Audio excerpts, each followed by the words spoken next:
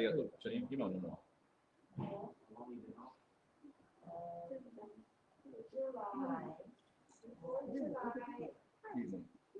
すぐ終わる。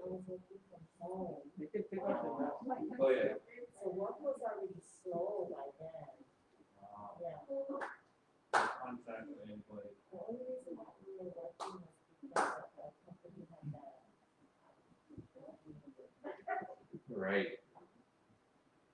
Thank you very much, everyone, for your sincere efforts in performing the March monthly service. I felt that it was a little chaotic, but yet with everyone's unity of mind, I think we were able to perform the service successfully and joyously and in high spirits. This month, please allow me to read the sermon written by Reverend Owen.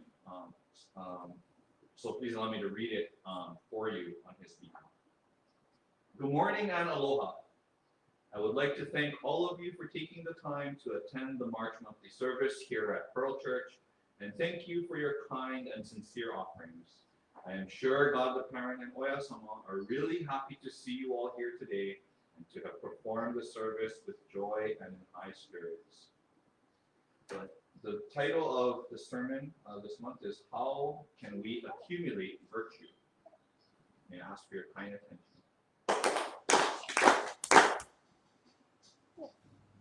One of the messages from God during this pandemic was that we should protect the earth as shown from the recovery of various ecosystems around the planet.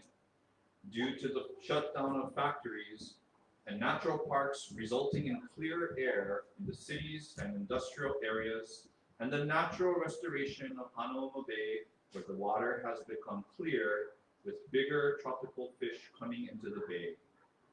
In the spirit of protecting the earth and environment, Hayako and I started doing the plogging activity on February 20 with just the two of us at Magic Island, and this past Sunday we held our church plogging activity at Alawana Park near McCoy Pavilion.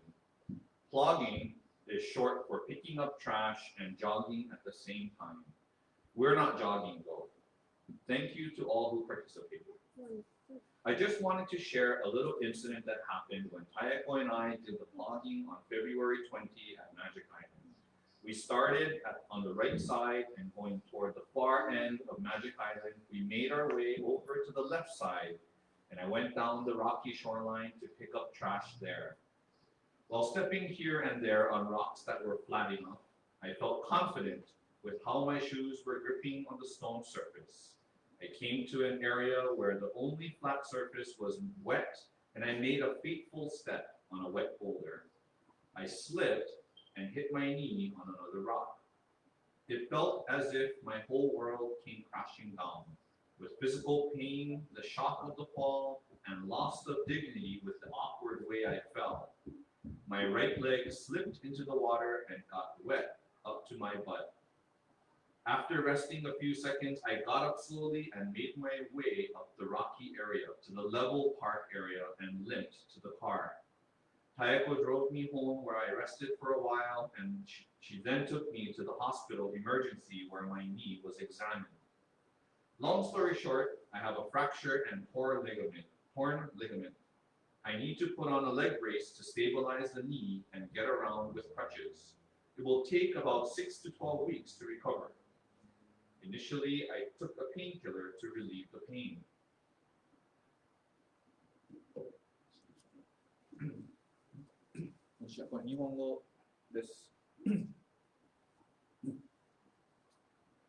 Taking the painkiller, Tylenol, reminded me of how important pain can be. One thing about painkillers, they can work well, and you don't have to suffer as much. But without pain, there is a tendency to feel that your injury is not bad and think you might receive this miraculous healing, and therefore you tend to move your leg more than you should, thereby re-injuring your leg or aggravating the injury and further delay the healing. And when the painkiller wears off, the pain returns even more severe. In referring to how much I could move my leg, I recall a doctor said, "Let pain be your guide." Pain is a good indicator of how much you shouldn't be moving around, where the injury is, and how severe it is. Less pain without any painkillers shows how well you're taking care of your injury and how well you're healing. This injury has given me a better perspective of life and perhaps a taste of what people with injuries or disabilities go through. Believe me, just walking around and doing simple everyday things is such a blessing. For example, when you're on crutches, you can't really carry anything except a shoulder bag or a backpack. You can't mop, sweep, vacuum, or clean the yard. Everyday chores are a big challenge, and you just do what you can, like washing the dishes, smile, and say thank you. The injury has given me an opportunity for self-reflection and spiritual growth. Arrogance is a mental dust that creeps up on you and hits you when you least expect it. When you're in a position of counseling someone, there's a tendency to think you're better than the person you're counseling, that you should be held in higher esteem. The slip and fall brought me back down to earth, so to speak. Besides the embarrassment, it encouraged me to ask for help and be thankful for the help that I received. Virtue that cannot be seen by the eye. But how can we accumulate virtue? Here is a story from the Anecdotes of Oyasama. Oyasama taught Izo Iburi as follows. Izo-san, you must accumulate the invisible virtue when following this path. No matter how hard you work in front of the eyes of others, God will not accept your work if you skimp on your work in private or speak ill of others behind their back. If you receive a reward from others after doing a good thing, the virtue you earn is paid off. Those people who accumulate virtue in their soul are fortunate with meeting good people, and whatever they wish will come true. When we try to do something, we need good people, and the people who have virtue will meet good people, such as a good boss, good friends, good teachers, and good coworkers. These depend on how much virtue you have in your soul.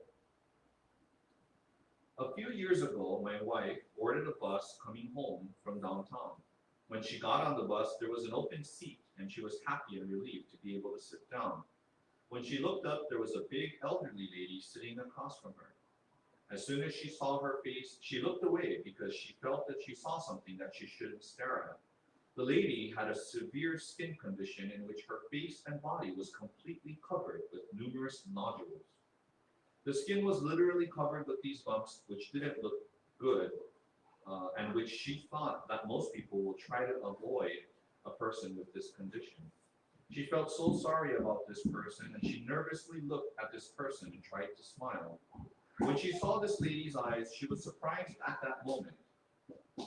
She was surprised to see them sparkle with hope and joy. She felt it was the joy of being kept alive.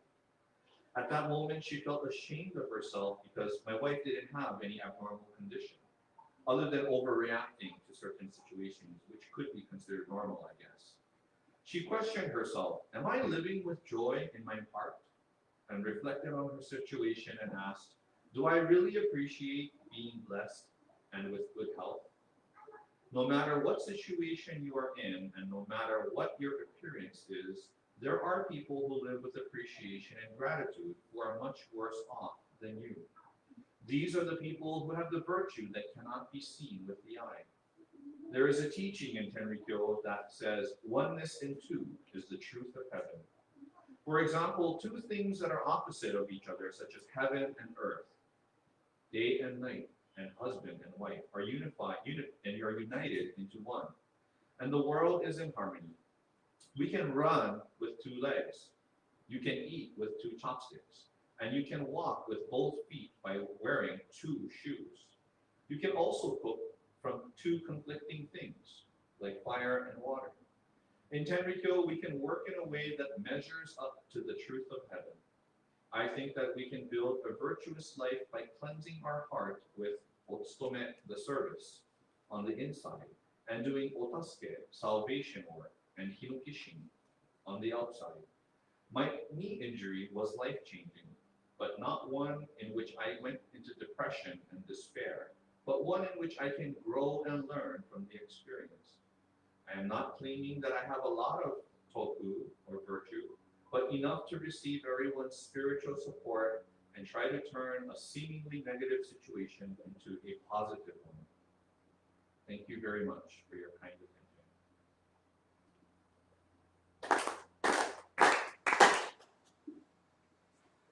There's a few announcements for the church. Thank you for bringing your deposit cans and bottles for our fundraising drive. We continue to fundraise, continue our fundraising efforts that will help to support airfare for prospective Beseki lecture attendees.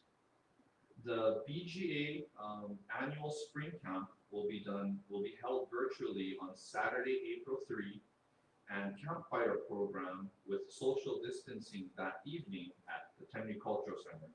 Please see the details on the poster.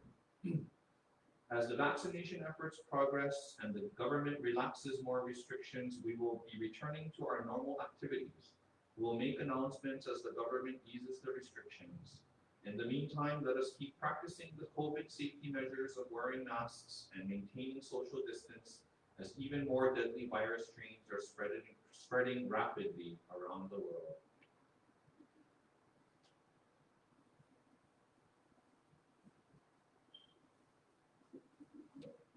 This is from Bujinkai, Hawaii Bujinkai. Yearly membership fee, $7 per person. 1 year for $7. Please bring it to the church Bujinkai. Okay, thank you very much. Anytime soon. But many people are already bringing here in my envelope. So I hope you will give it to me today. Thank you. All right, thank you very much again for joining us. Please join me in the closing prayer.